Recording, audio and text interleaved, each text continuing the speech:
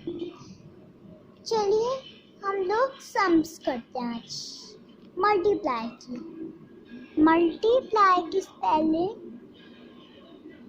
MUL मल TI ply PLY multiply. आज हम लोग क्या करेंगे?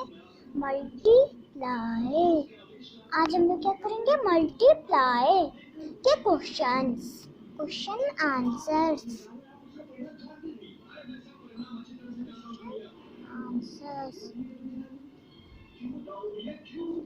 चलिए तो करते हैं। Tense and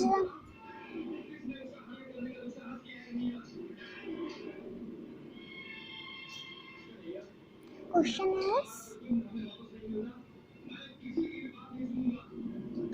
multiply sign.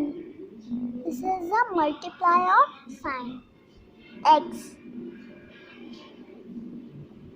5 1 5, 5 2 10, 5 3 15, 5 4 20, 5 5 25, 5 6 30, 5 7 35, 5 8 40। तो यहाँ पे हम लोग एक कैरी हो जाएगा 40, यहाँ पे 0 आ जाएगा। तो 5 8 40 पर उस पर 4 ऐड कर देंगे। 41 42 43 44। Answer is 44।